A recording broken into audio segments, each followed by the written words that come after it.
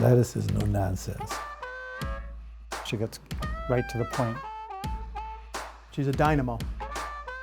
A vital link between a number of things that we do in the community and the welfare of the community. You'll all connect with Mama Gladys one way or the other. She will fight for you. She will elevate you. She was feisty. I mean, maybe that's why she's the way she is now. Gladys is an anchor for this community. I call her the godmother of South Bend. When Hardy and Louise Blake fled Mississippi during the Great Migration, they landed along the shores of the St. Joseph River, settling in a neighborhood called The Lake, bringing with them the beginnings of a family that would grow to 17 children, including a daughter who would become a force to be reckoned with in South Bend. She's serious as a heart attack, which I think is, she's determined to make things better. And she sees what is necessary and then goes forward. South Bend Hall of Famer, YWCA Woman of the Year, founder of the Charles Martin Youth Center, first director of the YWCA Battered Women's Shelter. A list of accomplishments that doesn't seem to end. I started working with her at the Y. She was very involved with issues there. I remember when Gladys worked for the YWCA years ago before she worked for the city, trying to make sure that they provided safe shelter in place for women that were being abused. And I worked there for a while, helping to change some laws that affected women. She defines community organizer, advocate, and problem solver.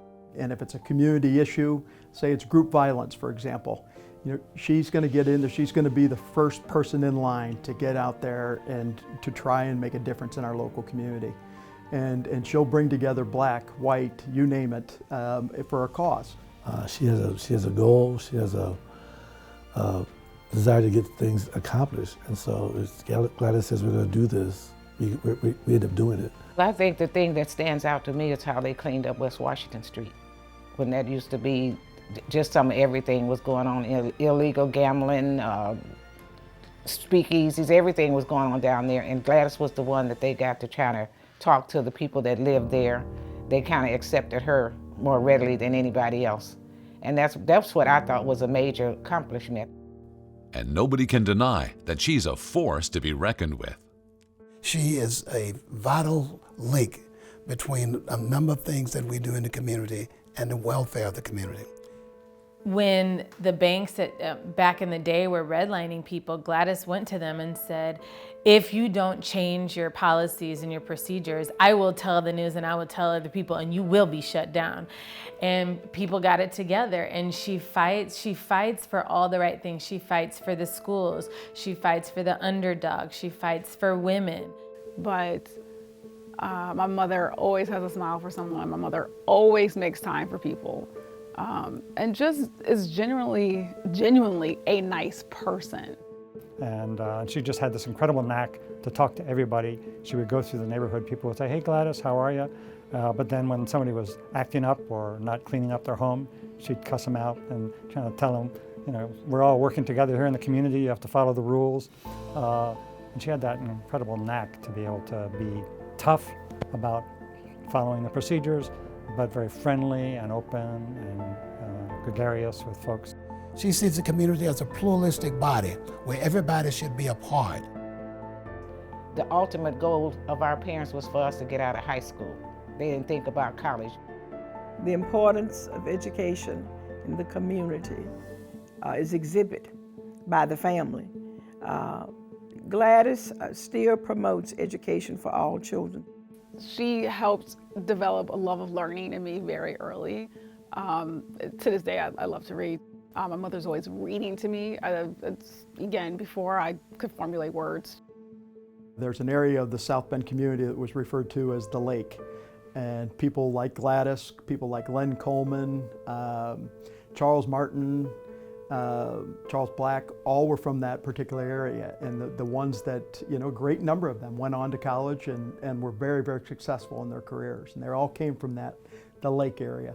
I think Great leaders, those folks who challenge the norm, are often defined by the challenges that they take on and by the adversity that they face. She has this innate ability to bring people that wouldn't normally be together in the same room to have difficult conversations, feel comfort in one another, and build long-lasting friendships. She would march over to City Hall or to the banks and try to talk to them in, like more official talk. We need loans in our community. You're redlining our community, and we have the data right here. And if you don't provide the loans, we're going to act up. It's such a stellar list of people from our community that have been acknowledged through hospice, and it's an incredible program, and it's one where you leave each year thinking, my gosh, they got to be getting towards the bottom of the barrel here. And then you bring somebody like Gladys Muhammad up to recognize her, and you think, oh, here we go, right back up there to this top of the most stellar people of our community that are part of this. And it's great that Gladys is being recognized. That's what a helping hand is. It's somebody who's doing the work too and is willing to do their work. It really does take a village to raise a child, and my mother made sure my village was as strong as she is. She's been the matriarch of our community for a long time now. And yet she has that gentle touch to an understanding, an openness to people. She's really, truly a gift. And I don't know if there will ever be another one like Gladys. There'll be a lot of people come by that do a lot of good things and help a lot of different people and do a lot of good work. But there'll never be another Gladys Muhammad in this community. This community wouldn't be the same without you, and each one of us is striving in our own special way to meet your measure. But everybody is thankful for the helping hands that you provided us. Frederick Douglass once said, "If there is no struggle, there is no progress." Throughout her life, the 2022 Center for Hospice Care's Helping Hands Award honoree, Gladys Muhammad, has had the vision to see the struggle and the strength to confront it wherever she sees it, to make progress throughout the city of South Bend.